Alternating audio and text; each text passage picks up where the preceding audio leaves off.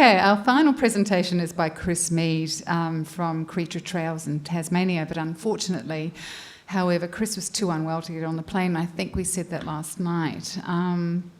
But he sent us a presentation and a short film, and Andy Trudgeon from Creature Trails is with us and will represent Chris at the Q&A later.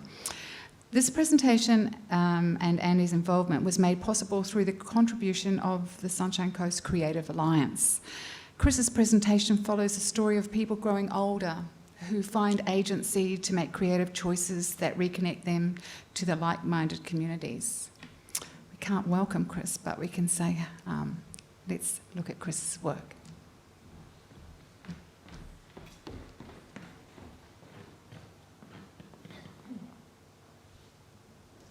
Hello Nambour. This is one of those films that people send when they can't be with you, and so we thought we'd create a little film presentation for you, and I hope that you're enjoying the forum very much. The story we're going to tell you about is about these individuals that we work with, and along the way they discover their own agency, and that is about making creative choices that actually finds themselves in a place where they are reconnecting to like-minded communities. And this is really all in the name of improving their own health outcomes. And it's about preventing or combating the impacts of loneliness or social isolation as we age. May we hold dear the right to have agency. To have agency is to have the power to act with purpose and dignity.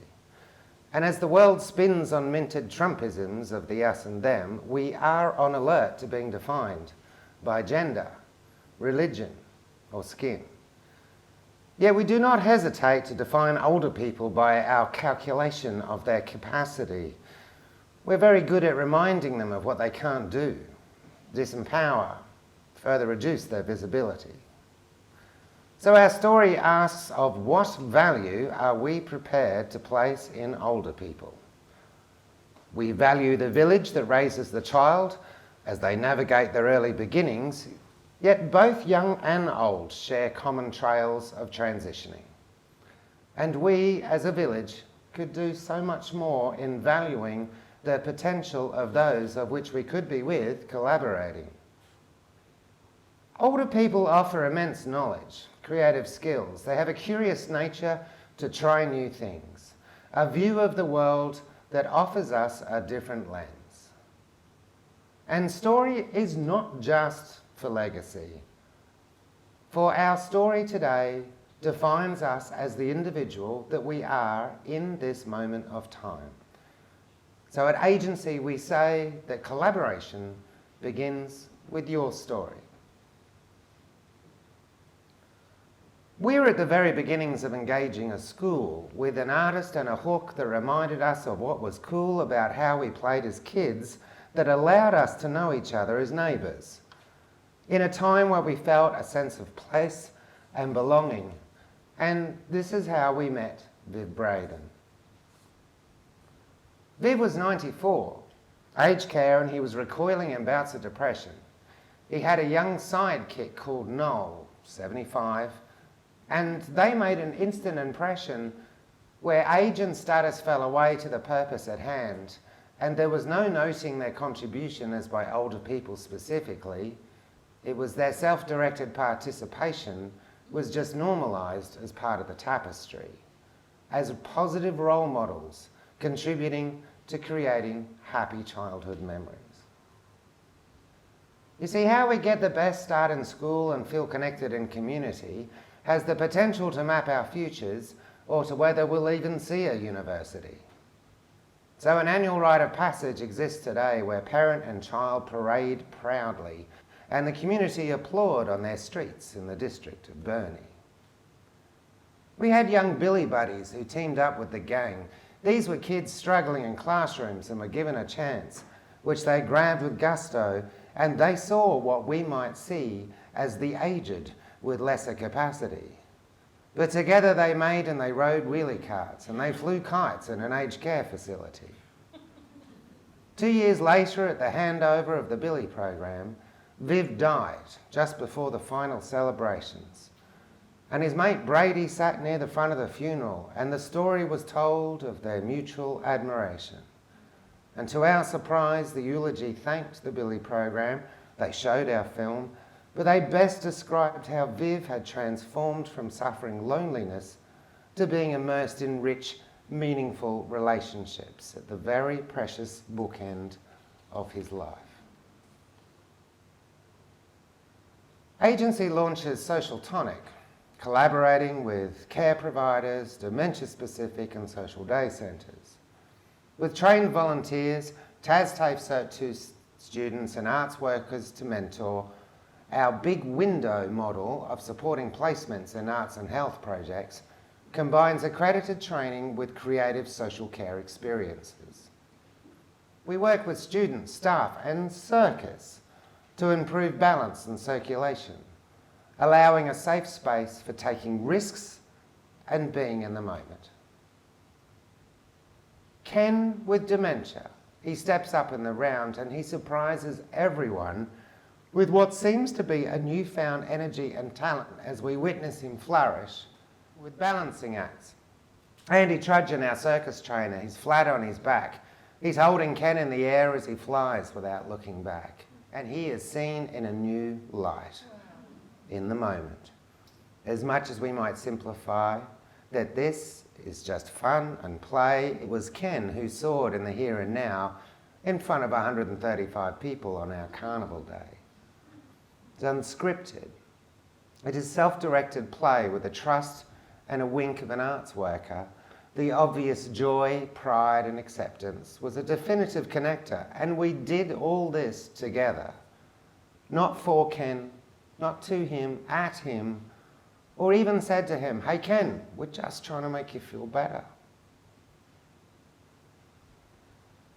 Tony came to our attention post a stroke, and he's fairly new to a day centre. Our Social Tonic Ukulele for Fun, or Stuff as it is known about town, is a dozen or more volunteer players who gather together in the round. And you picture there's like an imaginary fire in the middle, and they sit with the clients, and everybody has a quality instrument to strum. And they're so bloody defiant in singing and playing in real time or imagined, walking the talk. And everyone is feeling part of the whole when singing Under the Boardwalk. And in the corner there's a buddy by Tony's side, and Tony gifts a wee ditty. He shares stories of his experiences in the military, and he floors us with a rendition of Old Man River. And you hesitate to make a big deal or a date for him to perform on Carnival Day, but he makes a creative choice, and he comes to join the band while a circus girl twirls on a tripod stand. Normalising creative exchange between young and old is the essence of the carnival of the here and now, where status is equal, time stands still, and it's with surprise and delight that we bow. And Tony, he has his muso friends now. Moments to shine, and for us, he just doesn't seem the same Tony we met in his tracky dacks, sitting so quietly, almost invisible. One of them, one of the mass. We're currently collaborating with Uniting in New South Wales. There's a mass of villages of independent living, self-care. This is where individuals appear to know so little of each other who live there. And while some thrive in socially connected clusters, others find it difficult to muster a simple hello, a neighbourly neighbourhood nod that affirms one's sense of place and belonging. It's as if there's an us and them. That's bound by access, and it's about social economics and status. Yet by being curious as to ask each resident, what three things paint a picture of themselves, drawing from their passions or their values or beliefs, this seems to nurture a realisation of common ground. And they all sing from the same song sheet when asked to retell their experience of what it felt like to be moving in for the first time. And they all agreed we could be more creative in making people feel welcomed and connected when they transition. It's that time with meeting people where they are at. A time for listening and collecting stories, that we begin to see the individuals within. And sometimes it just takes a village to enable people older to have agency to improve their own health outcomes, or by rekindling old skills, or just having access to learning new ones, or reconnecting to like-minded communities. The story of Elizabeth from Mayflower Village in Gerringong. She's 92 and she's recently developed her own arts practice. It is a reminder that creative ageing, there are no limits for people older to become their own artistes, and this contributes most significantly to their own self-care. We're reminded that making art is actually like ageing itself. Life and art are both a process of reflection.